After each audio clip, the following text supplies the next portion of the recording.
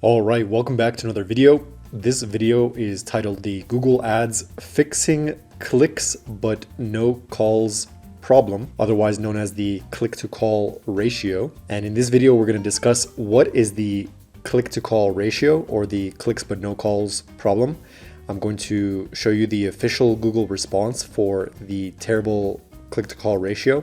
Then I'm going to show you a terrible click-to-call ratio / how expensive it turns out to be, obviously from my own data. Then I'm going to show you a good click-to-call ratio, which ultimately comes out to be very cost-effective. Then I'm going to show you method 1 and method 2 for fixing the click-to-call ratio or the clicks but no calls problem. Then I'm going to provide you some important advice for these two methods. Then we're going to go ahead and implement these two methods using Google Ads. I'm going to create two specific campaigns, one for method 1, one for method 2. And then once we're done implementing these methods, I'm going to provide for you some important advice that you should look for when you go ahead and start running these campaigns live. So that'll be advice 2, 3, 4, and 5. And then finally a review. So what is the click-to-call ratio?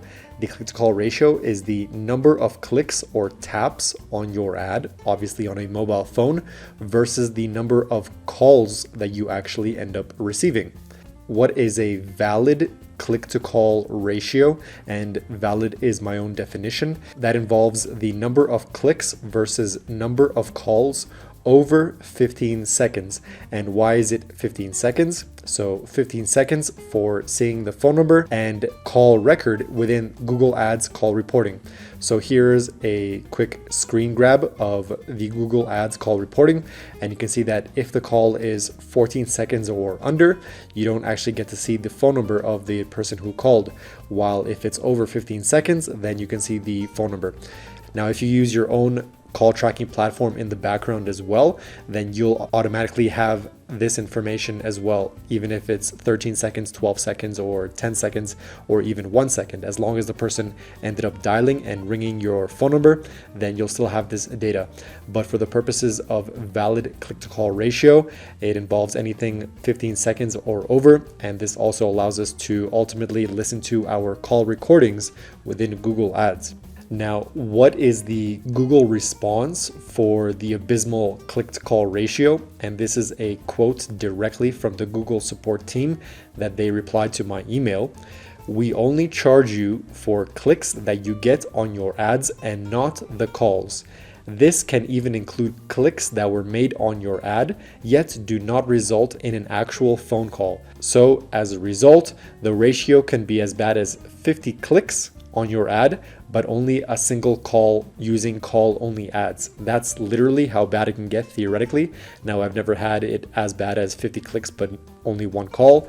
But even if it's 4 clicks and only a single call, yet every single click ends up being about $10 each, then obviously this can add up very quickly, and then you're spending money on thin air because there's no way to collect any form of data for clicks that do not generate phone calls on Google Ads. Now I'm going to present to you two examples of click-to-call ratios from my own personal data.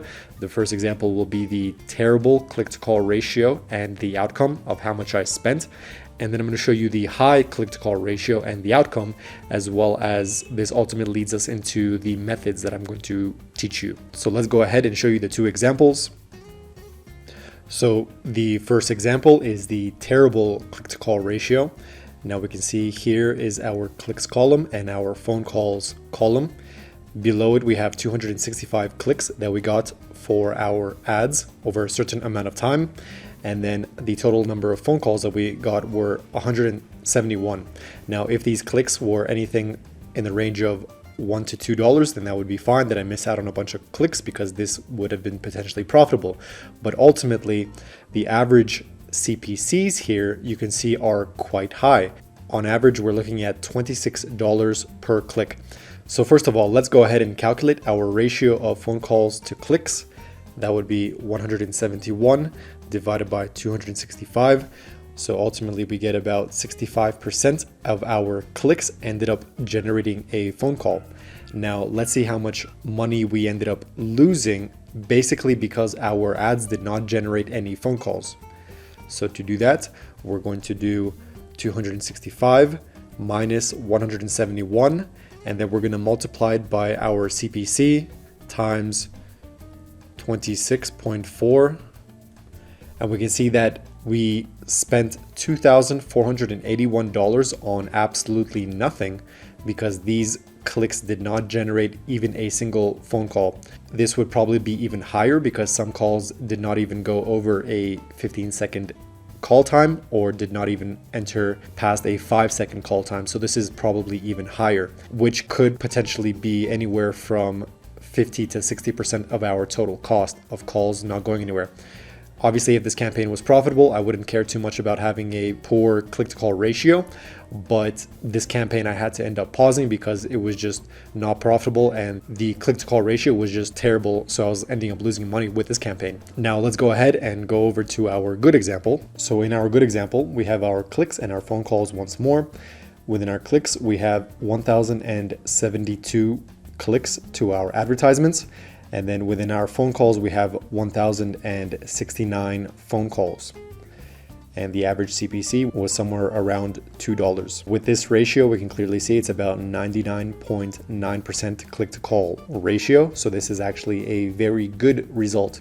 Now, keep in mind that some of these phone calls are potentially callers who did not get through the first time for whatever reason, because the call center may have been overloaded, so they ended up redialing within our phone number as well. So this is actually a benefit in case the call center isn't able to pick up the first time. So discounting the number of duplicate callers to our ad, we can probably safely say that it's closer to 1,000 calls, but obviously this is still higher than what we had previously. So just to show you what 1,000 calls would look like, so 1,000 divided by 1,072, we have a 93% click-to-call ratio for this particular setup of campaigns. So in method 1 and method 2, I'm going to show you how to resolve your clicks but no calls problem, or fixing the click-to-call ratio, and we're going to go ahead and try to get ourselves closer to a 90% click-to-call ratio. So let's go ahead and begin.